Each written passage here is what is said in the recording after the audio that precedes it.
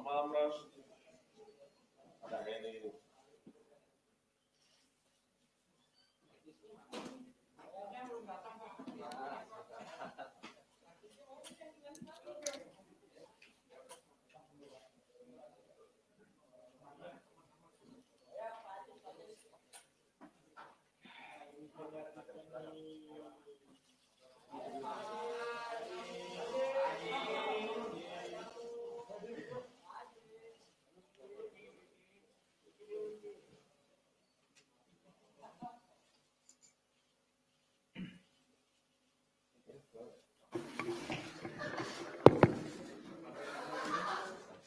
Baik, bismillahirrahmanirrahim. Assalamualaikum warahmatullahi wabarakatuh.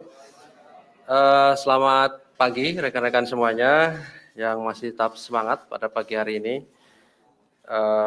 Kemarin kami sudah sampaikan terkait dengan bahwa kami sedang melakukan kegiatan penyidikan dugaan tindak pidana korupsi, pemberian hadiah atau janji terkait dengan penanganan perkara tindak pidana korupsi yang ditangani oleh KPK di Kabupaten Lampung Tengah. Ya.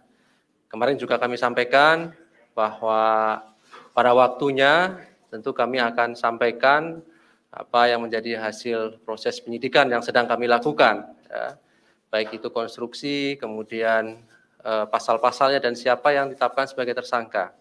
Ya. Pagi hari ini kami akan menyampaikan hasil proses penyidikan dimaksud.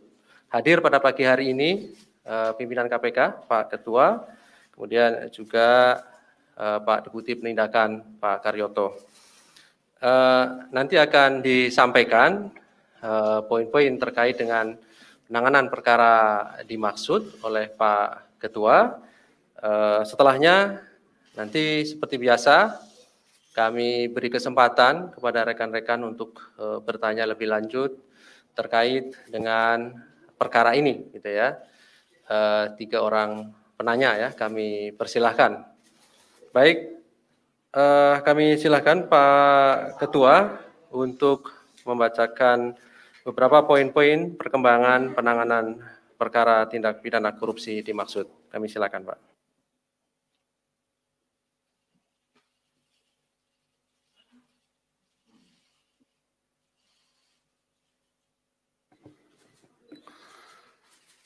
Bismillahirrahmanirrahim. Assalamualaikum warahmatullahi wabarakatuh. Selamat pagi dan salam sejahtera untuk kita sekalian. Om Swastiastu, Salam, Namo Buddhaya, Salam Kebajikan.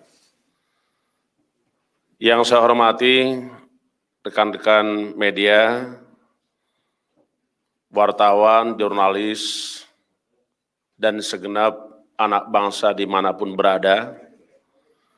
Pada pagi hari ini, perkenankan kami untuk menyampaikan terkait dengan kinerja KPK, lebih khusus lagi adalah kegiatan pada kemarin siang, hari Jumat, tanggal 24 September 2021, sebagaimana rekan-rekan ketahui bahwa KPK telah melakukan pemanggilan terhadap saudara AS untuk dimintai keterangan di KPK. Tentu pemanggilan ini adalah dengan prinsip memenuhi kepentingan penyidikan yang dilakukan oleh KPK.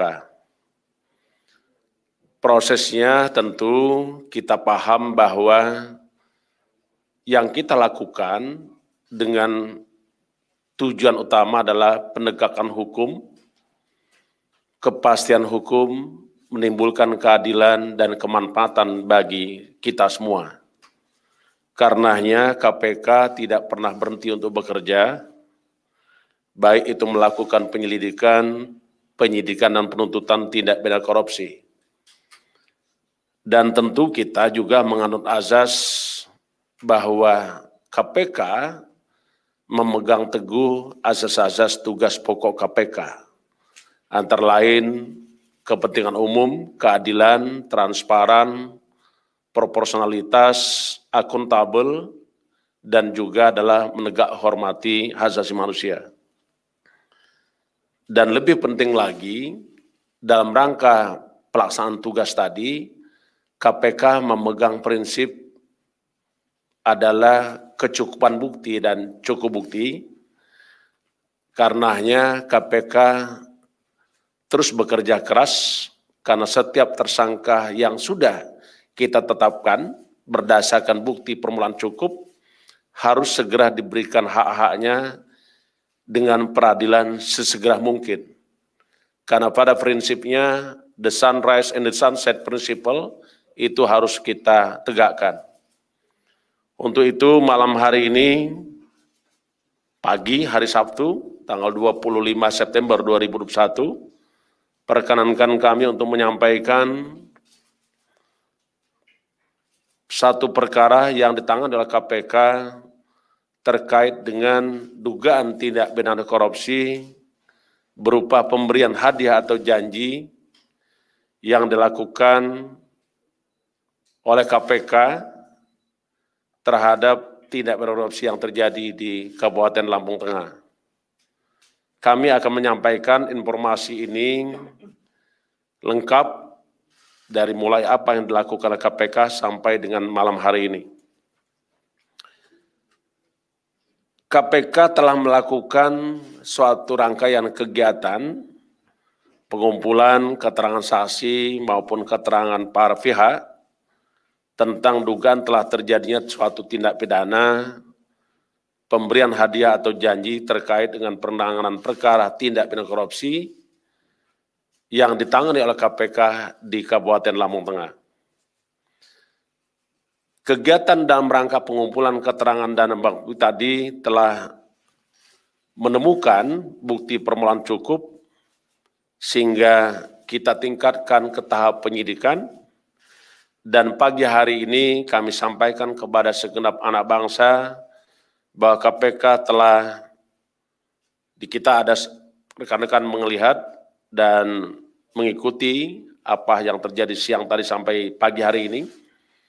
Saudara AZ, Wakil Ketua DPR RI periode 2019-2024 sebagai tersangka terkait dengan dugaan tindak pidana korupsi, pemberian hadiah atau janji dalam penanganan perkara tindak pidana korupsi yang ditangani oleh KPK di Kabupaten Lampung Tengah.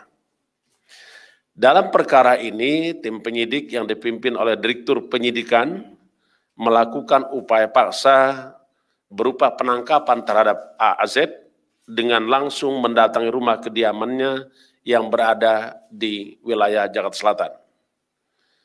Mengingat yang bersangkutan meminta penundaan pemanggilan dan pemeriksaan pada hari Jumat kemarin, karena yang bersangkutan memberikan keterangan kepada KPK bahwa yang bersangkutan sedang menjalani isolasi mandiri, sebabnya karena sempat berinteraksi dengan seseorang yang dinyatakan positif COVID-19.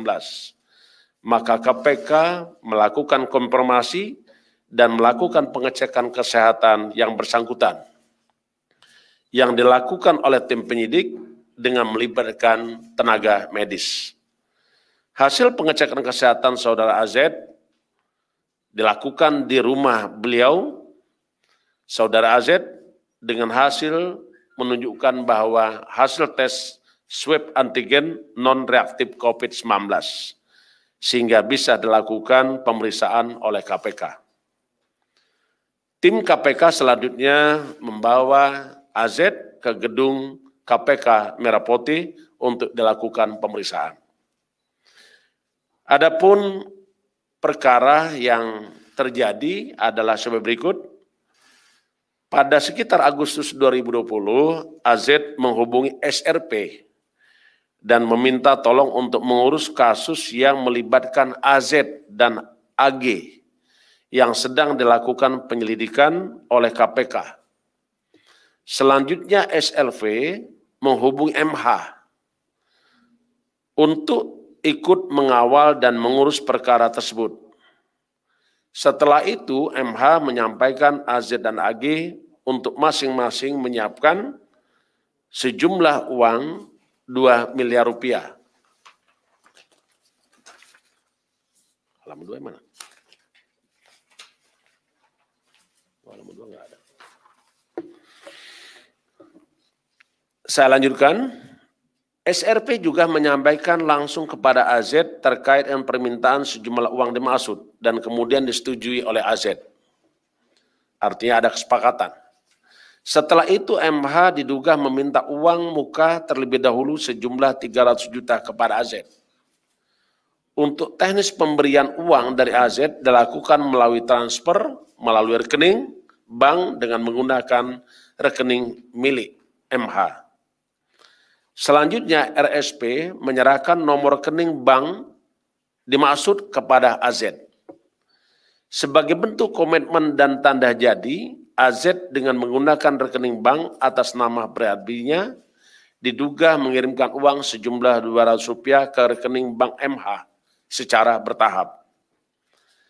Masih pada bulan Agustus 2020, SRP juga diduga datang menemui AZ di rumah dinasnya di Jakarta Selatan untuk kembali menerima uang secara bertahap dan diberikan oleh AZ sebanyak 3 kali. Pertama 100 US dollar. Ulangi, 100.000 US dollar. Kedua 17.600 Singapura dolar. Yang ketiga adalah 140.500 Singapura dolar. Uang-uang dalam bentuk mata uang asing tersebut kemudian ditukarkan oleh SRP dan MH ke salah satu money changer untuk menjadi mata uang rupiah dengan menggunakan identitas pihak lain. Sebagaimana komitmen awal, pemberian uang dari AZ kepada SRP dan MH sebesar 4 miliar rupiah dan telah direalisasikan sejumlah 3 miliar 100 juta rupiah atau 3,1 miliar. Atas perbuatan tersebut, tersangka saudara AZ disangkakan melanggar pasal 5 ayat 1 huruf A atau pasal 5 ayat 1 huruf B atau pasal 13 Undang-Undang Republik Indonesia nomor 31 tahun 1999 tentang pemberantasan tindak pidana korupsi, sebagaimana telah diubah dengan Undang-Undang Republik Indonesia nomor 20 tahun 2001 tentang perubahan atas Undang-Undang 31 tahun 99 tentang pemberantasan tindak pidana korupsi. Setelah penyidik memeriksa para saksi, kurang lebih ada 20 orang saksi, dan dikuatkan dengan alat bukti, maka tim penyidik melakukan penahanan kepada tersangka selama 20 hari pertama, terhitung mulai tanggal 24 September 2001 sampai dengan 13 November 2021 di Rumah Tahanan Negara Polres Jakarta Selatan. Sebagai langkah antisipasi, karena kita memahami saat ini kita masih prihatin dengan COVID-19, maka tersangka akan dilakukan isolasi mandiri selama 14 hari di rutan dimaksud. Kami, tentu kita semua, segenap anak bangsa, sangat menyayangkan perbuatan para pelaku korupsi, termasuk yang dilakukan oleh AZ. Karena sesungguhnya sebagai penyelenggara negara dan wakil rakyat yang telah menerima kepercayaan oleh rakyat, tidak semestinya melakukan perbuatan tersebut. Dan selayaknya menjadi contoh kita semua untuk dharma bakti kita, karya kita kepada bangsa negara, dan juga pengabdian kita kepada Ibu Pertiwi untuk terus menghindari praktek-praktek korupsi, dan tentu kita punya mimpi Indonesia bebas dari korupsi. KPK dari awal selalu kami sampaikan bahwa KPK tetap berkomitmen melakukan pemberantasan korupsi terhadap siapapun juga. Karena prinsip KPK tidak pernah pandang bulu terhadap para pelaku korupsi. Saya kira itu yang kami ingin sampaikan. Terima kasih. Saya akhiri. Wassalamualaikum warahmatullahi wabarakatuh. Om Santi, Santi, Santi Om. Baik, terima kasih Pak Ketua yang telah membacakan terkait dengan poin perkembangan pengumuman dan penahanan tersangka dimaksud. Berikutnya kami silahkan 1, sudah, ya, oke 2, 3 nanti kalau berikutnya ya Mbak. Silakan di sebelah kanan saya dulu ya.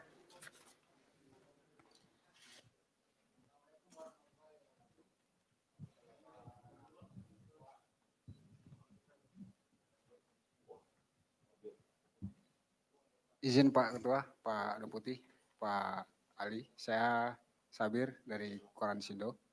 Ada beberapa hal yang ditanyakan terkait dengan kasus Pak Aziz Samsudin begitu ya. Tadi disebutkan ada nama atau inisial AG atau Aliza, salah satu pengusaha juga yang kader dari partai yang sama dengan Pak AZ.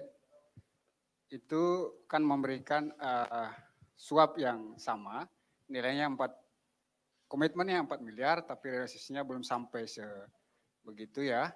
Nah, bagaimana dengan status dari Aliza ini? Apakah sudah sama dengan Pak Aziz atau tidak gitu? Yang kedua, karena ini pemeriksaannya sudah 20 saksi, ini sprindiknya tertanggal berapa Pak? Apakah sebelumnya, misalnya Agustus, atau tanggal persisnya tanggal berapa? Itu pertanyaan kedua. Yang ketiga,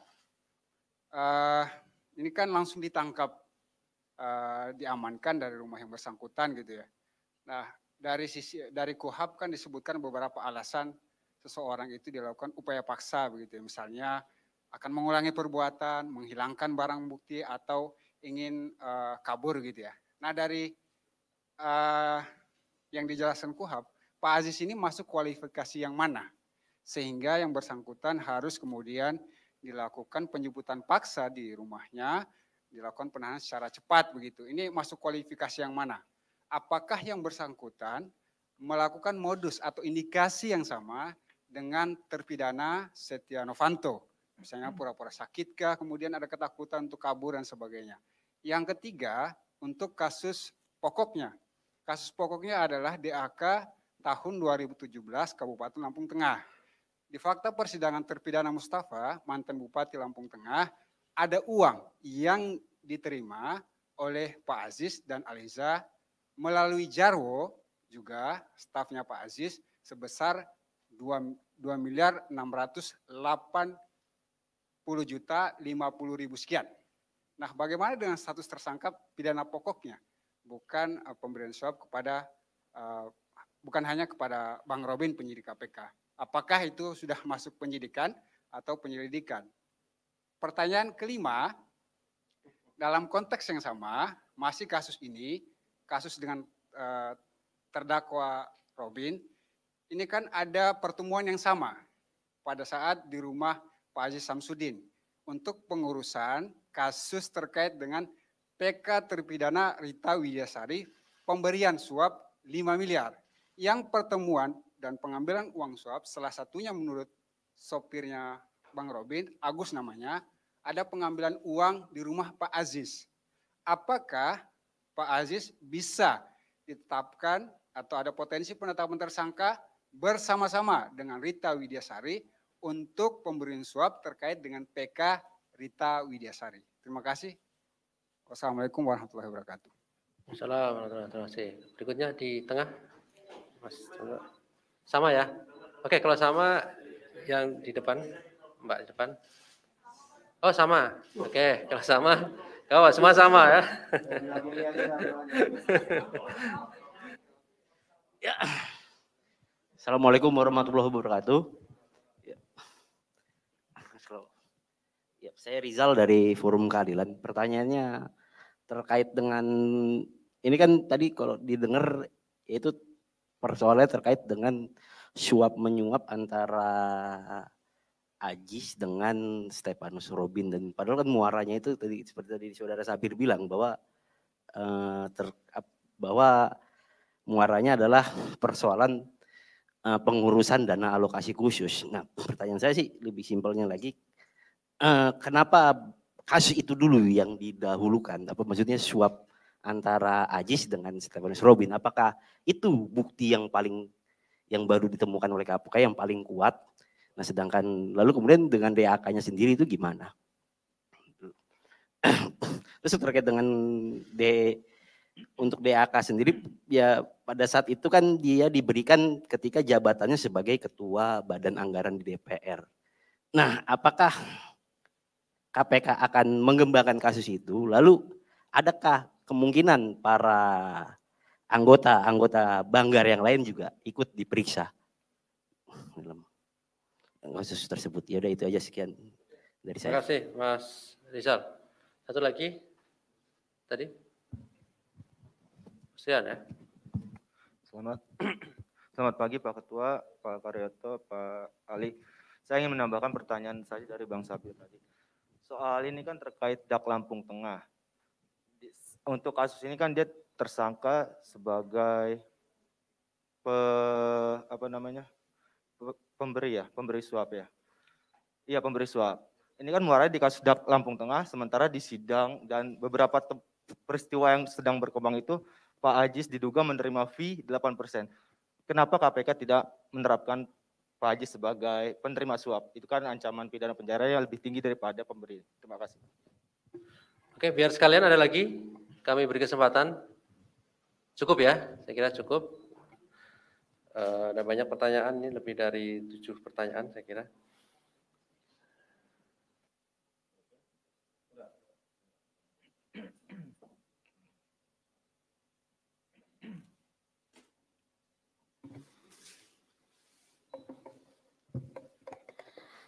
Baik, kita terima kasih kepada rekan-rekan semua yang sudah memberikan respon. Ada 3 orang, ini membuktikan bahwa rekan-rekan betul-betul memberikan perhatian atas kecintaan dan kepedulian kepada KPK. Untuk itu KPK menyampaikan terima kasih kepada rekan-rekan media, termasuk juga seluruh anak bangsa dimanapun berada. Saya akan coba untuk merespon perlahan satu persatu, dari mulai Pak Sabir ya. Tadi ditanyakan tentang ada beberapa orang yang tadi disebutkan, identitasnya ada yang lagi, ya, yang lain-lain. Saya ingin sampaikan bagaimana status Agih, itu pertanyaannya. Untuk kita mengatakan seseorang itu status apakah saksi atau tersangka, itu harus berawal dari tentu keterangan saksi dan bukti-bukti. Karena pada prinsipnya, kalau orang saksi itu sebagaimana kita baca di dalam KUHP, saksi itu adalah orang yang mengetahui, mengalami sendiri ataupun melihat sendiri. Karena terkait dengan keterangan saksi. Keterangan saksi adalah keterangan yang disampaikan oleh seseorang berdasarkan apa yang dia lihat sendiri, apa yang dialami sendiri, apa yang didengar sendiri. Itu saksi. Sementara tersangka, tentu kita juga tidak bisa lepas dari konsep pengertian tersangka. Tersangka adalah seseorang yang karena perbuatannya atau keadaannya berdasarkan bukti permulaan cukup patut diduga sebagai pelaku tindak pidana. Nah, karenanya untuk kita menetapkan atau menyatakan seseorang sebagai tersangka harus lengkapi dulu dengan bukti-bukti itu. Karenanya KPK tetap melanjutkan penyelidikan dan penyidikan.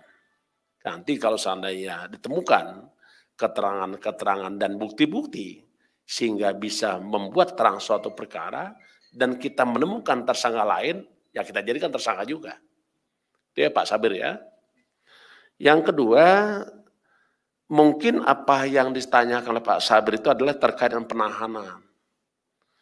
Karena tadi disebutkan kan, apakah takut orang melarikan diri, apakah takut menghilangkan barang bukti, itu adalah syarat-syarat penahanan. Syarat-syarat penahanan itu diatur dalam pasal 20 Undang-Undang Nomor 8 Tahun 81 tentang hukum acara pidana. Di situ disebutkan bahwa syaratnya ada 2. Pertama disebutkan adalah syarat subjektif bahasanya, yaitu ada kekhawatiran penyidik bahwa seseorang akan melarikan diri. Kedua, akan menghilangkan barang bukti. Yang ketiga, mengulangi perbuatan pidana. Itu syarat subjektif. Sementara syarat objektifnya adalah tindak pidana tersebut diancam dengan hukuman 5 tahun atau lebih. Jadi dalam hal ini KPK memandang bahwa syarat-syarat penahanan sudah tercukupi. Saya itu ya Pak Sabir ya. Yang berikutnya tadi ada juga pertanyaan apakah akan ada penyidikan lain? Tentu KPK tidak pernah berhenti terkait dengan upaya-upaya penyidikan dan penyelidikan. Karena pada prinsipnya KPK harus menuntaskan setiap perkara tindak pidana korupsi karena KPK memahami apa keinginan masyarakat. Apa keinginan kita semua. Karena pada prinsipnya kami sangat mendengar harapan masyarakat yaitu KPK harus menuntaskan setiap perkara korupsi. Jadi tidak perlu dikhawatirkan ya Pak Sabir ya. Jikalau kita menemukan keterangan, bukti, tentu kita akan tindak lanjuti. Yang terakhir tadi saya harus sampaikan juga, tadi terkait dengan pemberian suap dari Widyasari dan AZ kepada SRP. Tentu ini masih dalam tahap kita akan dalami terkait dengan dugaan-dugaan tadi. Karena begini Pak, KPK itu bekerja tidak bisa lepas dari ketentuan hukum. Kalau kita bicara tentang alat bukti, tentu kita harus manut pada pasal 184 KUHP. Ada 5 alat bukti yang sah. Dan juga kita harus memahami betul kecukupan bukti. Apa yang dimaksud dengan kecukupan bukti atau bukti yang cukup, itu tidak lepas dari apa yang diamanatkan oleh Undang-Undang Nomor 8 Tahun 81 tentang Hukum Acara Pidana, yaitu ada di pasal 183. Di situ disebutkan, hakim tidak dapat memutus suatu perkara ya kecuali dengan keyakinannya, dengan sekurang-kurangnya 2 alat bukti. Jadi KPK harus bekerja dasarnya di situ. Yang berikutnya, di sini ada pertanyaan tadi oleh yang pertanyaan kedua, kenapa kok ini didahulukan? Sebenarnya tidak ada yang didahulukan, tidak ada yang dibelakangkan. Semua tetap menjadi perhatian, komitmen, dan konsistennya KPK.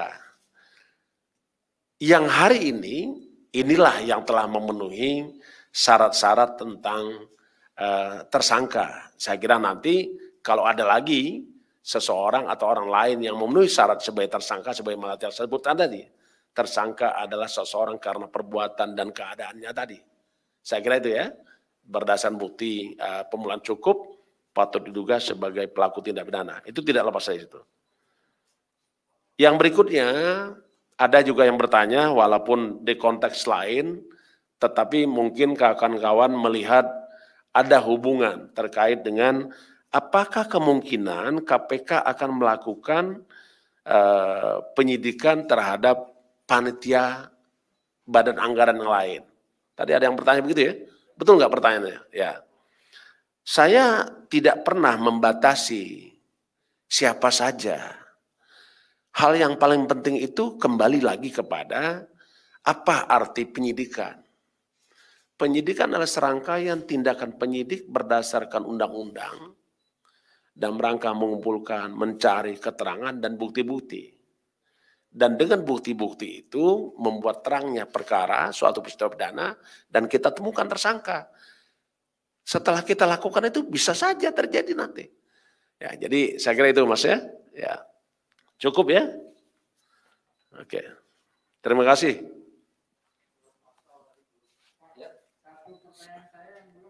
Apa tuh?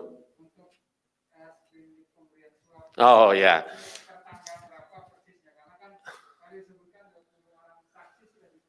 Ya. Ya. Ya, saya kalau Anda tanya tanggal berapa, jam berapa, saya tidak bisa langsung menjawab sekarang. Itu harus buka berkas dulu. Tapi yang pasti, tidak ada pekerjaan KPK tanpa dasar hukum. Dia melakukan penyelidikan, pasti ada surat perintah penyelidikan.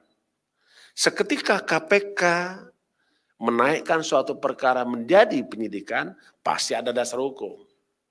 Karena penyelidikan dan penyidikan memang berbeda konsepnya. Penyelidikan adalah serangkaian tindakan dilakukan oleh penyelidik, menemukan suatu peristiwa dan menentukan dapat atau tidaknya dilakukan penyidikan. Setelah bisa dilakukan penyidikan, kita pasti terbitkan surat perintah penyidikan. Jadi itu mungkin bisa tanya langsung dengan Pak Deputi atau penyidiknya ya. Oke. Tapi yang jelas pasti ada dasar hukumnya. Oke, makasih. Baik, terima kasih Pak Ketua, dan saya kira cukup ya rekan-rekan semuanya, sudah terjawab semuanya. Ada lagi? Ada, oke.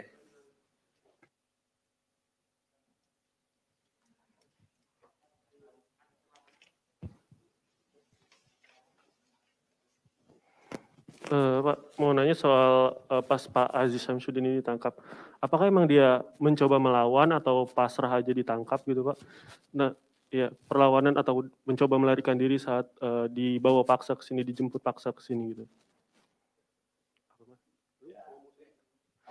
Terus yang kedua, menyambung tadi pertanyaan Mas Sabir, kalau nama Aziz Syamsuddin ini membantu 3 kasus sebelumnya. Yang pertama Syahrial, terus ada di kasus yang ini Lampung Tengah dan Rita Widiasari. Itu kan 3-tiganya Golkar tuh Pak. Nah, apakah emang Aziz Syamsuddin ini adalah bentengnya Partai Golkar di KPK yang membantu kasus-kasus Partai Golkar agar dibantu oleh dia gitu Pak? Mau tanya itu dulu. Ya, saya hanya respon. Terima kasih atas pertanyaannya. Tapi yang pasti ini kita belum berhenti dan belum selesai. Masih ada hal-hal yang harus kita kerjakan. Apakah nanti ada keterkaitan dengan tersangka lain atau pihak lain, nanti kita akan sampaikan lebih lengkap. Tapi yang jelas malam hari ini kita sampaikan terkait dengan dugaan tindak pidana korupsi dalam rangka pengurusan ya, tersangka dugaan tindak pidana korupsi pemberian hadiah atau janji terkait dengan penanganan perkara tindak pidana korupsi yang ditangani oleh KPK. Jadi sudah Mas sampaikan tadi kan, ada sekian banyak tadi itu, tapi itu nanti kita akan jawab. Ya, tidak untuk malam ini jawabnya. Oke, makasih. Baik. Ya. Nah, itu begini. Kalau terkait dengan syarat subjektif itu, Anda tanya kepada penyidiknya. Jangan tanya sama ketua. Ketua kan nggak ke sana kan? Nah. Yang jelas memenuhi syarat pasal 20 Undang-Undang nomor 8 tahun 81 ya, tentang syarat-syarat penahanan. Oke? Baik, rekan-rekan semua. Ya, saya kira cukup ya. Baik, terima kasih. Ya, baik, terima kasih. Baik, terima kasih Pak Ketua, Pak Karyoto, dan rekan-rekan semuanya yang hadir pada pagi hari ini. Assalamualaikum warahmatullahi wabarakatuh.